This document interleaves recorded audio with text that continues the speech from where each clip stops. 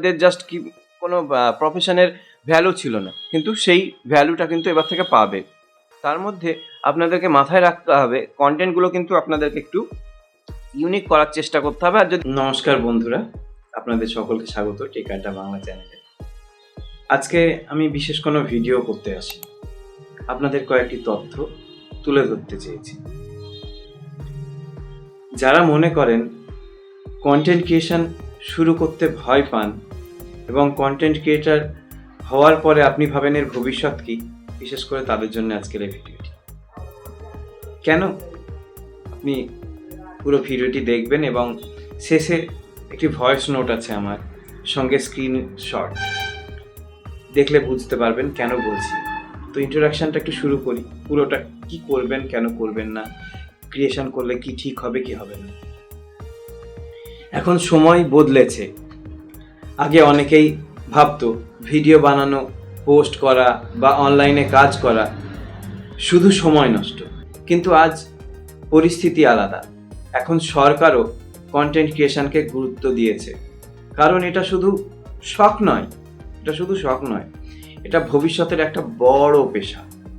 আর আপনারা জানেন যারা সিরিয়াস কন্টেন্ট ক্রিয়েটার তারা কীরকম পজিশনে বিলং করে। আপনার মোবাইল ফোনটা হাত হতে পারে আপনার অফিস, আপনার আইডিয়াটাই হতে পারে আপনার পরিচয়, আপনার পুরো কাজকর্ম পুরোটাই হয়তো হতে পারে আপনার সোশ্যাল মিডিয়া প্ল্যাটফর্ম। শুধু বাড়িতে বসে বা ঘুরে যখন যেভাবে চাইছেন, শুধুমাত্র মাথায় রাখতে হবে অ্যালগোরিদম আমাদের ভায়োলেট করলে হবে না। এখন এটা ভবিষ্যতের বড় একটি পেশা। আজ যারা শুরু করবেন আগামী দিনে তারাই এগিয়ে থাকবেন।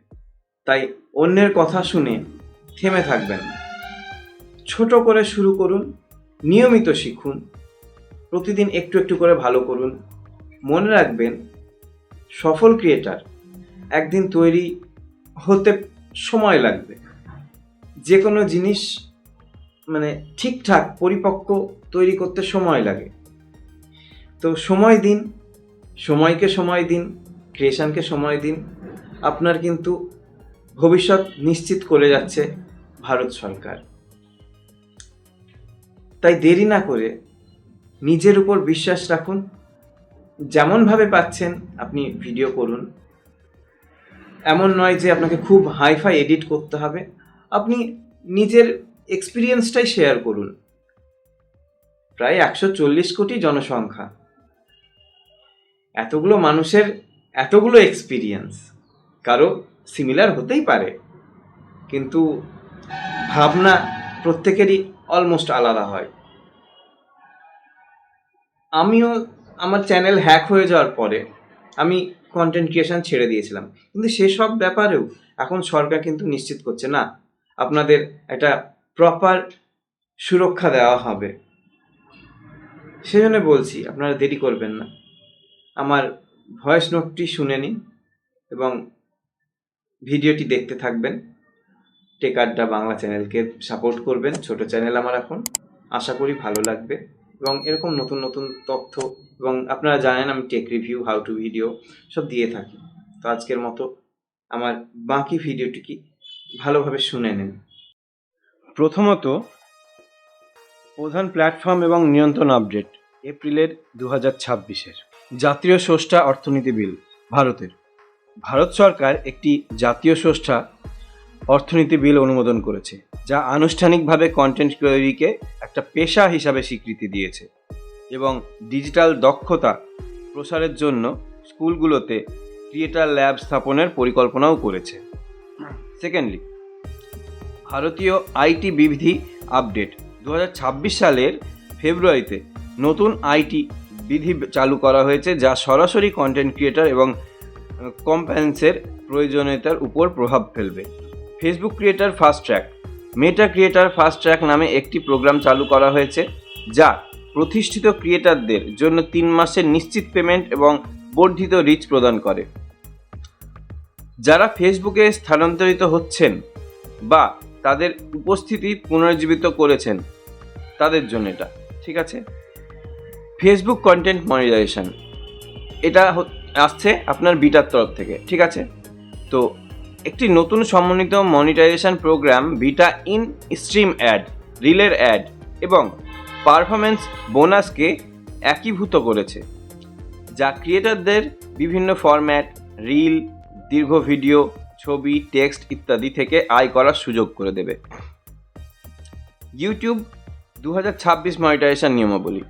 ইউটিউব পার্টনার প্রোগ্রাম, যেটাকে আমরা YPP নামে পরিচিত, আগে ভাগে প্রবেশাধিকারী পাওয়ার শর্ত শিথিল করে 500 সাবস্ক্রাইবার, 3টি পাবলিক ভিডিও এবং 3000 ওয়াচ আওয়ার অথবা 90 দিনে 30 লক্ষ শর্টস ভিউ করে দিয়েছে। এলিজিবিলিটি এটা। এরপরে আসছে ইউটিউবের অকৃত্রিম কন্টেন্ট নীতি, 15 জুলাই 2025 থেকে, যা 2026 পর্যন্ত কার্যকর হবে। ইউটিউব পুনরাবৃত্তিমূলক বা AI নির্মিত কন্টেন্টের বিরুদ্ধে লড়াই করার জন্য নিয়মকানুন আরও কঠোর করেছে এবং মৌলিক ও যত্ন সহকারে তৈরি কন্টেন্টের উপর মনোযোগ দিচ্ছে। তারপরে ইনস্টাগ্রাম রিল শপিং ও ফিচার সমূহ। ইনস্টাগ্রাম রিলের মাধ্যমে সরাসরি বিক্রি করার সুযোগ পাচ্ছেন এবং এডিটিং টুলস উন্নত করেছে। কি বিক্রি করবেন? আপনি যে প্রোডাক্ট ইউজ করছেন বা যেটা আপনি প্রমোট করতে চাইছেন সেটা সম্পর্কে। এবার হতে পারে আপনার কাছে নর্মাল অ্যাফিলিয়েট লিঙ্ক আছে, যার মাধ্যমে আপনি কোনো প্রোডাক্ট সম্পর্কে আলোচনা করেন, সেগুলো করলেও হবে। যেমন আপনার ক্যামেরা হয়ে গেল, microphone, lights, tripod, etcetera etcetera, যা খুশি যেটা আপনি ক্যামেরায় ভিডিওতে ইউজ করছেন সেই সব জিনিসগুলো আপনি সেল করতে পারেন, যাদের ইনফ্লুয়েন্সার বলছি আমরা। এটা ছিল, কিন্তু এটাতে আরও নতুন করে নিয়ম লাগু করা হলো যাতে ক্রিয়েটারদের একটা পরিচয় দেওয়া যায়। এর সাথে যার মধ্যে রয়েছে বস্তুকে আকর্ষণীয় করে তোলার 11টি নতুন ইফেক্ট এবং ক্যাপশন অটো হাইলাইট করার সুবিধা। এটা অটোমেটিক হবে, অটো হাইলাইট আপনারা জানেন। এরপরে আসছে মেটা অরিজিনালিটি বুস্ট। মেটা মৌলিক কন্টেন্টের উপর আরও বেশি জোর দিয়েছে এবং এর জন্য তারা উচ্চতর পে আউট, নকল প্রতিরোধের জন্য উন্নত কন্টেন্ট সুরক্ষা টুল এবং মৌলিকতাহীন কন্টেন্টের প্রসার কমানোর ব্যবস্থা করেছে। মানে আপনার ইউনিক কন্টেন্ট হলে তাহলেই কিন্তু আপনার রিচটা বাড়বে খুব সহজে। এরপরে বলি নির্মাতাদের জন্য কিছু মূল শিক্ষা। মৌলিকতাকে অগ্রাধিকার দিন। কিভাবে? ফেসবুক এবং ইউটিউবের অ্যালগোরিদমগুলি মৌলিকতাহীন বা পুনর্ব্যবহৃত কন্টেন্টকে সক্রিয়ভাবে একটু রিচ ডাউন করে দিচ্ছে।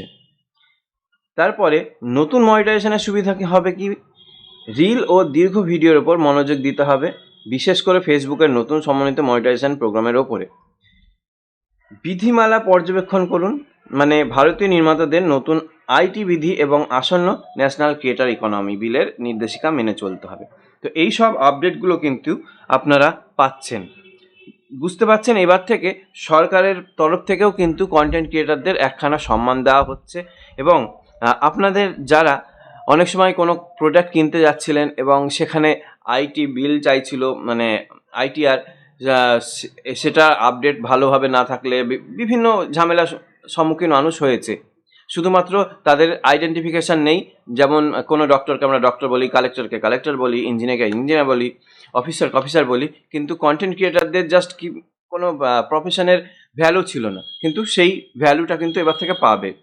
তার মধ্যে আপনাদেরকে মাথায় রাখতে হবে কন্টেন্টগুলো কিন্তু আপনাদেরকে একটু ইউনিক করার চেষ্টা করতে হবে। আর যদি আপনি প্রোডাক্ট রিভিউ করেন তো কোনো সমস্যাই থাকলো না, আপনি বিভিন্ন রকমভাবে প্রোডাক্ট রিভিউ করতে পারেন এবং সেটা অ্যাফিলিয়েট মার্কেটিংয়ে ব্যবহার করতে পারেন, কিংবা ভিডিও কোলাব, যেগুলো আমাদের ব্র্যান্ড প্রমোশন হয়, তাদের সঙ্গে সরাসরি ব্র্যান্ড কোলাব করবেন। কিন্তু এতদিন কি হতো, অনেক সময় ফেক কোম্পানিও কিন্তু আপনাদেরকে টাকা না দিয়ে চলে যায় বা বিভিন্ন রকমভাবে চিটিং করে। তো সেই জায়গাগুলো কিন্তু ভারত সরকারের অধীনে আসছে। তো আপনারা মাথায় রাখবেন, এই তথ্যগুলো কিন্তু একজন কন্টেন্ট ক্রিয়েটারের জন্য খুব ইম্পর্টেন্ট এবং খুব ভালো খবর। আপনারা চেষ্টা করুন, আশা করি ভবিষ্যতে আমাদের এই কন্টেন্ট ক্রিয়েটারের জার্নি আরও ভালো হবে। তো আজকের মতো এখানেই ধন্যবাদ। দেখতে থাকুন টেক আড্ডা বাংলা।